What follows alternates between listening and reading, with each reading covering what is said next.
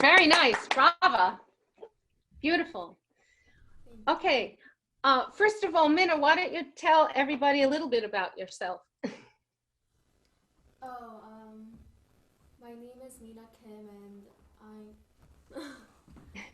and I'm an upcoming freshman for college, and I'll be majoring in music performance for piano. Excellent. Yeah. So, Mina, what I'd like to do with this, because I feel like you play it very beautifully, and just so that everybody knows, we never had a lesson on this. Mina went to Manhattan School of Music, and I had the privilege to have her in a class that I did that was an elective. But this is fresh, and the ideas that I want to put are ideas that have to do with grouping and also with the music itself. But I want to point out that a lot of the physical and technical issues in the piece can be solved with the grouping. So the first thing is that this beautiful masterpiece was dedicated to Clara Schumann, and Brahms wrote it in 1893. And it's one of the most popular because it's a fabulous piece, just the way it's structured. And it's a timeless story. It's filled with emotion. So what we're going to do is try to discover how choreographing these points of importance with the groups could enhance what you're doing. I think that you sound like you're very inspired in this particular performance. And Mrs. Taubman used to call the score the blueprint, just like an architect would have a blueprint. And the other thing that she would say is that you have to discover, what does the piece sound like to you? So Mina, I wanted to ask you, in the opening figure of the first two measures of the first theme, so what do you feel is happening on the and the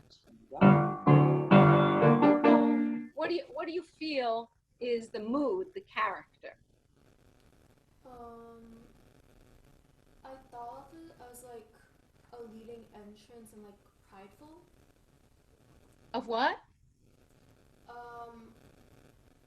Maybe like prideful in a way. Prideful? Full of pride? Yes. Yes. Okay. So I agree with you. I almost think that it sounds heroic and brave and bold. Okay? So I'm thinking that if we use the word bold or brave, and it has a sense of a gallop, right? So what I wanted to point out, in the first measures, the grouping would be by direction. It's quite obvious in the right hand that we're grouping 3 in a row. And then the resolution, and then the left hand says, I'll do 2, and then the right hand finishes up. So there's a sharing of the grouping. So the right hand 3, and then the hands together with 3. Have kind of a static going on. I think Mina turned up her volume too loud. She needs to turn it down. Okay.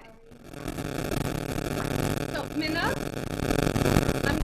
I'm going to describe also what happens underneath that grouping by direction. And that is that underneath you have the staccato octaves. And Taubman would also say that if you feel as though something is not going fast enough, sometimes the octave could be that you shouldn't wait until the instant that you need the downbeat on the G, but rather send yourself over, because the composer said staccato. Staccato doesn't mean to go up, you go to the next note. Obviously, to release the key is rebounding you up, but she was very big on thinking that staccato is a sense in your body of going down, and the reaction takes you to the next. And the same thing when I go from the G octave to the next. Now, what I liked that you did was I could really hear the theme. So I think that what I'm going to describe next to everybody, you do automatically. And that is that when you play the inner notes, it's just as though you played them, and then your fingers go over to the next surface of the next chord. So what I wanted you to do is just play again until we get the introduction to the, and stop over there. Could you do that? Yes. Think about the grouping, and that grouping is by direction.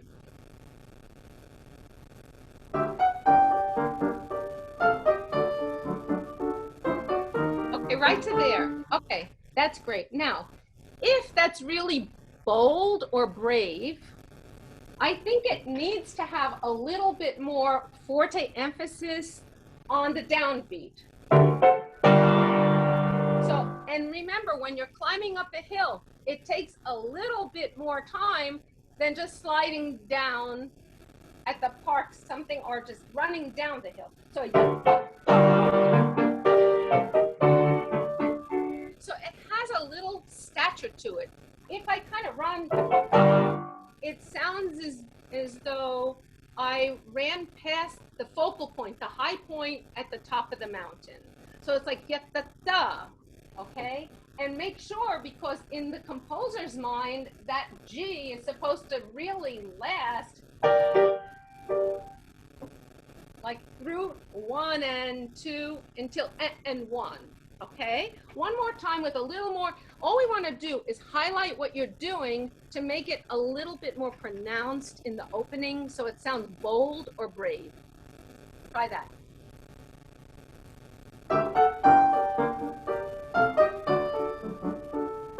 Good. Okay. Now, so don't be afraid to show the theme. Taubman would always say, when you practice at home, take the theme by itself and inspect where are the accents and where are there no accents. So this is the whole phrase. It's actually a melodic minor scale. And then the cadence. So what I want to point out is, yes, it was bold there, and don't be afraid to be bold. The rest of the phrase, so if we're going to call that bold or brave, like everything today is going to be the letters B for Brahms. If we look at the second half of that phrase, something interesting happens. No accents, and all of a sudden there's a different rhythmic motif. So here's the other letter B. Mrs. Taubman used to say, every piece of music has a beloved figure. In my mind, the beloved figure here has a grouping that goes from a short note to a longer note. So it goes like this. And if you look later on in the piece, even on the second line,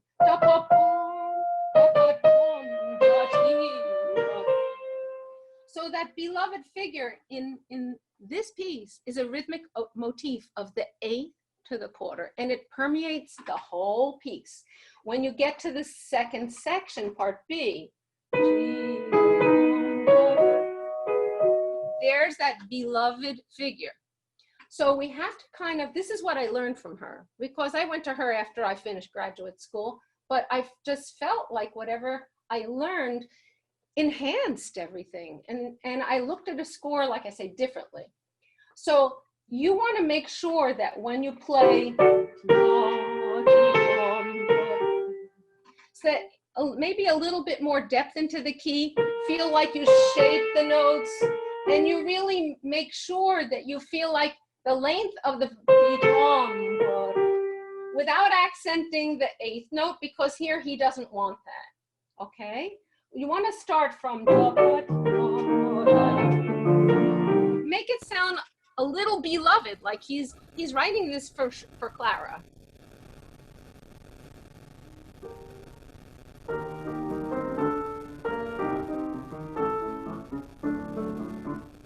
A little before that, when it goes,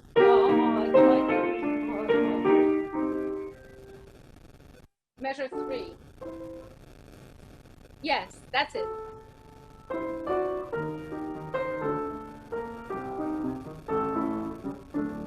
Yes. Okay. So make sure that you feel touch on. That's the emotional part of this, in the presentation of the first theme. Okay, one more time. One more time.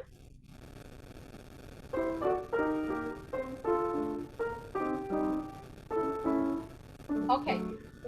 What I think would enhance it the most, remember that the beloved figure, when you go it's more legato on the top line from the A,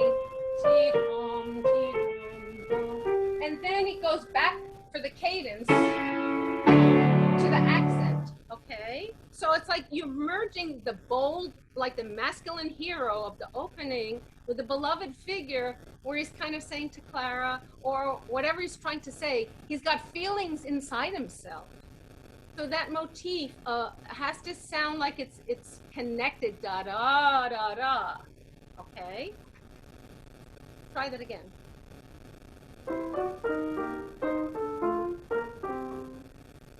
Yeah. Right. Okay. That's it. It sounds better to me. The other thing that makes that little place difficult is that when you play the eighth note, you actually have quite a stretch going on.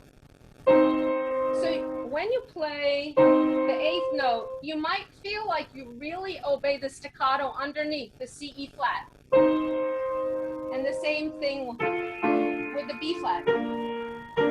Like just kind of, he says staccato's okay with him. So that might be a way to get more tone in the shaping design of the melody line. So if we move on and measure 5, the second system here, this is a transition. So the transition, Taubman would say, is always overlooked. And she said in life, transitions are not overlooked, but many times it's important. It's not melodious, so to speak, but it's taking you back to the theme. So in that place, I would group for long running passages and see the visual D on every beat.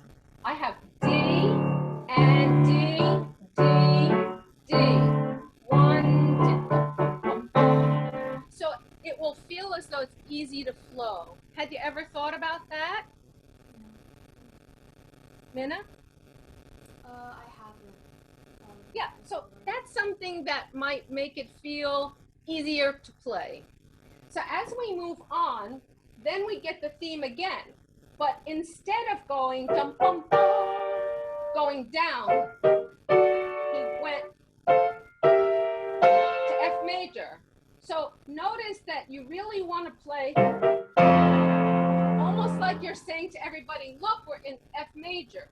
Because then again, the accents disappear after you get the down. Then again, beloved figure.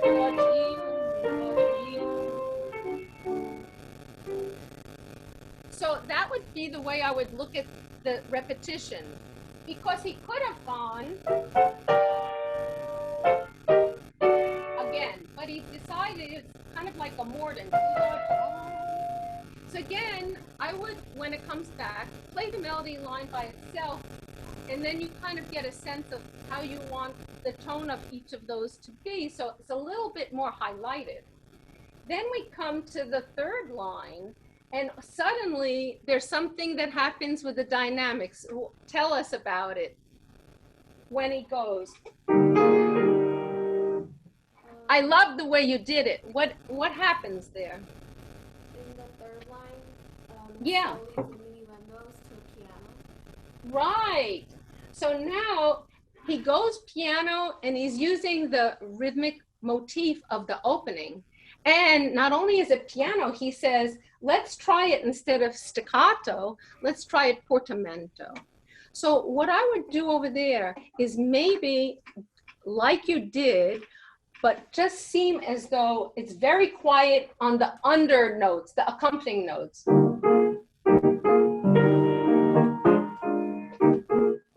And it happens twice. You might want to try playing them both the same.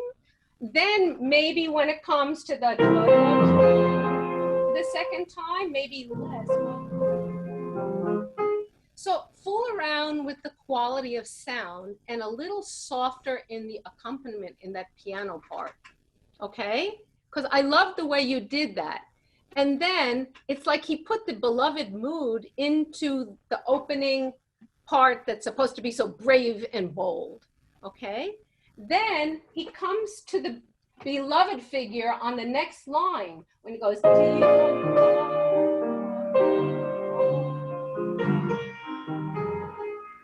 but now he's repeating the tone instead of going, so he's got, so tell me when you look at that phrase with the beloved figure of the rhythmic 8 followed by the dotted quarter, where do you see the accent?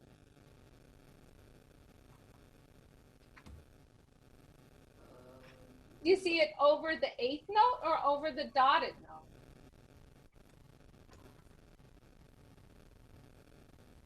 I see it. There's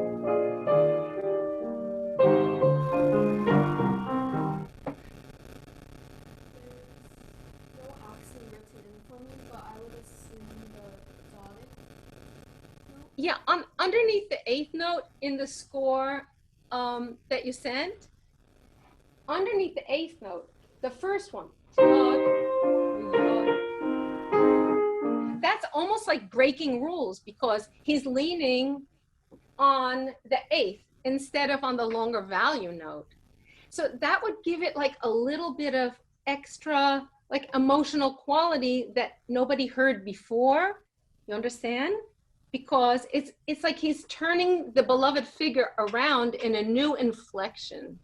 So I think these are like the little things I'm showing you that can give the structure, like whatever's in that blueprint, like places to be creative, but yet correct musically, you know? Then on the measure 17 and going into the last line, suddenly you've got legato. Then he has, so now this is like the third type of touch that he's put into the bold theme. So don't be afraid over there to make it seem very legato.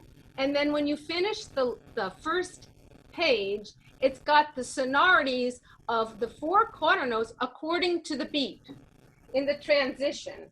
Here you have the beat. And then the right hand is going to be syncopated.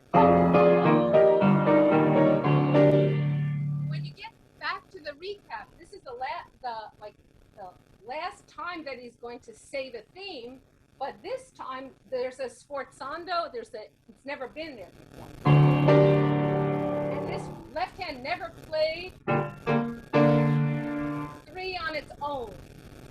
So that's why it's very important to just feel like you put a lot of body weight and attention into that particular one. When it comes back, it's got the three accents. Do you want to try a little of like getting from that?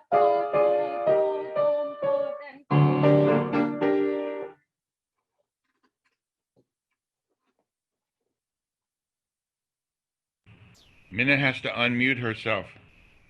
Oh, okay. Mina, you have to unmute.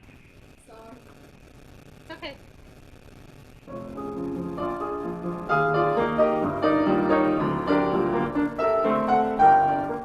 Good. So here, when this was excellent, make sure that it's like you have the rival, and then both hands have accents. It's like now you have to almost feel like he's so brave and heroic that he's got to tell everybody about it. Could you make that a little bit more pronounced? Don't diminuendo when you get to that. Build it all the way back to a forte that people will remember the opening of. Dum pum pum pum pum with a syncopation.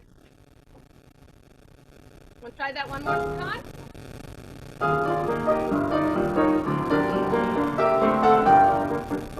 Good. And then don't forget. Again, it's a little emphatic and a little stretched.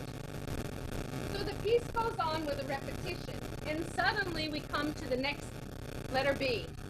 So remember, we had bold, we had the beloved figure, and then if anybody who's listening knew Mrs. Taubman, she had an affection for bells. And she used to say that somehow in every score, you're going to find a bell. So to me, when you finally get to line 3 on the measure, around measure 32, you get that repeated G.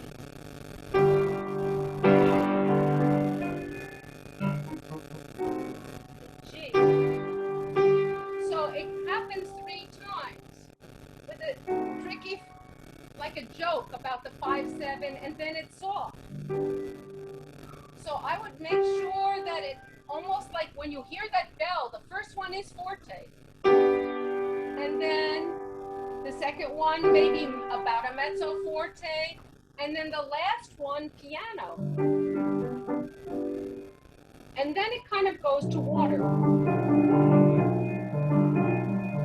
So what rhythmic figure is here? On the transition, is it the bold or the beloved? Beloved. Yes, good for you. So every time you see that eighth with a dotted quarter, it has beautiful tone.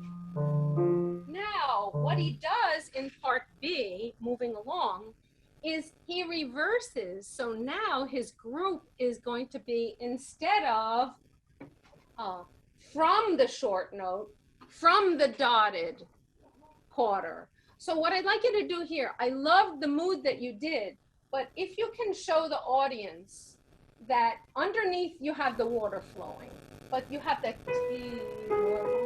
by the beat. By the beat. Now, he's a genius. He says, no, now let's go from the short note.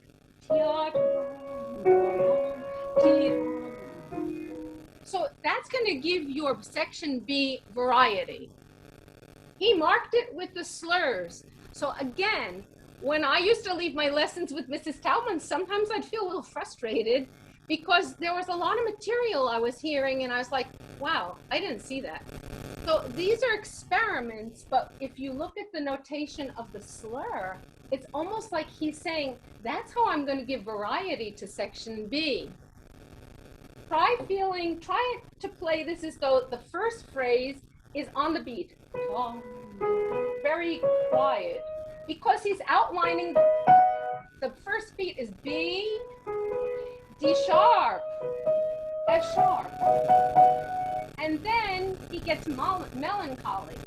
Eighth.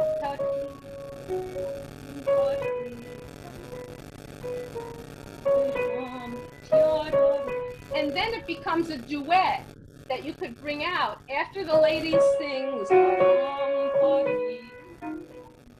She sings and somebody else answers. Sorry.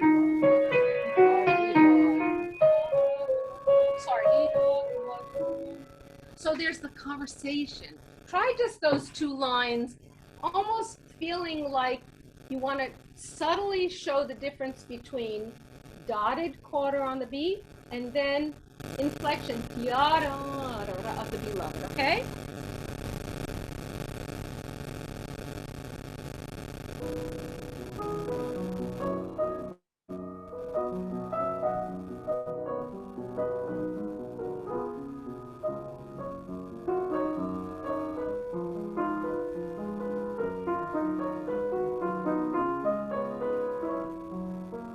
Yay, brava. That was gorgeous. I could hear the difference. So all we're doing is trying to make the score come alive. So you can see how the beloved figure took over part B. I'm going to jump because we don't have a lot of time. I'm going to jump to the next page. And then all of a sudden, always look to see if there's a new figure. So at the top of the page, on measure 51, I have a transition with a very long running passage. So over there, I would suggest thinking about the octave and the octave, the broken chord and the octave. So you have the octave, the octave. They don't accent, but this is mental organization, so that then you can put the poetry in. Then he goes to D sharp minor, as you know, and I love the way you played that. It's actually, it's just such a heartthrob when he goes to D sharp minor. And what's interesting, when he finishes that melody in D sharp minor, and then he didn't go da da da dee da pa pa pa pa. He went half notes. So make sure your half notes melt down, because that's the first time he put crescendo, diminuendo. Okay? You want to try that little place from the...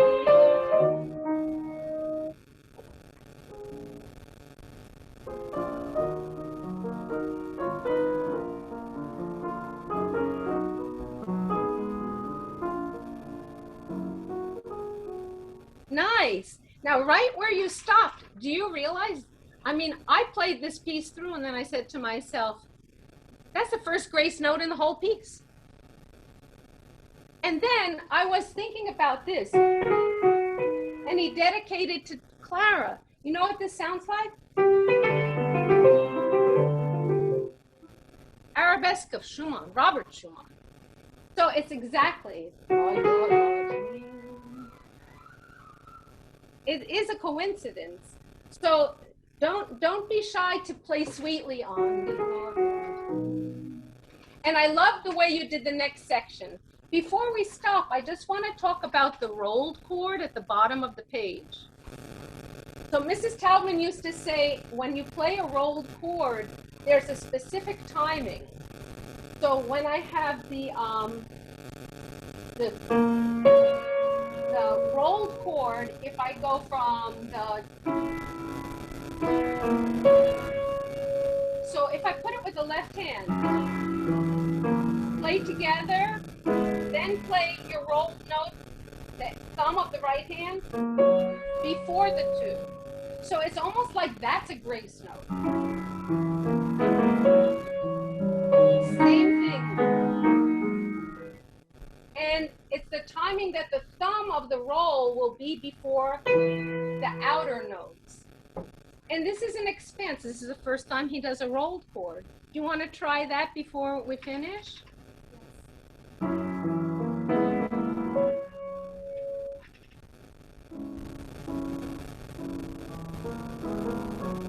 Good.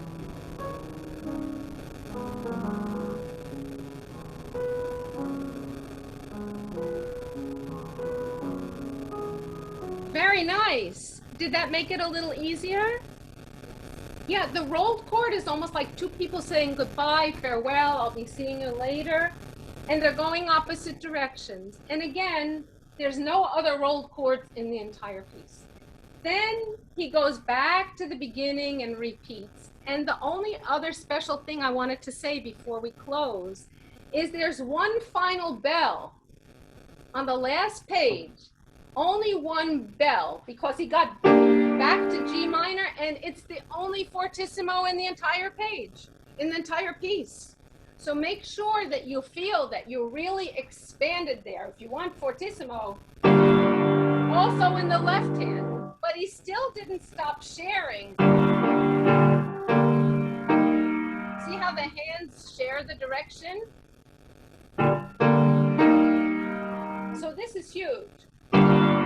Just feel like you're from your elbow to your fingertip, you just almost like the huge enveloped shape that you could just feel like your torso, you're all into that. Okay? And then notice, if you want to try that, at the end, I love the way yours faded off. Did you see what he had? The beloved figure.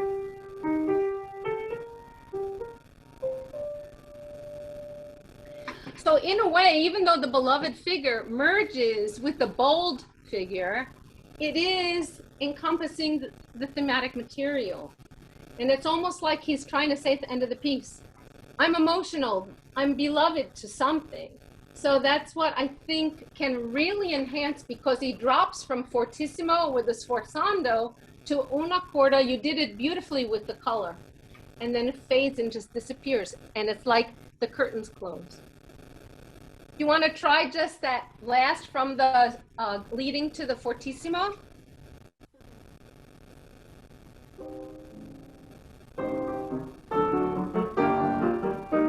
So where was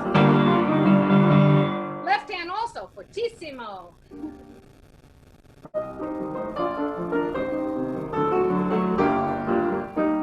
Good. Good. Very good. Double check, because the last G that you played, I believe it's a tied note. When is I think the fifth finger stays tied. You can double check. Maybe different editions have that. That was wonderful. Everybody, a round of applause for Mina. That was beautiful. Thank you so much for doing the open lesson with us.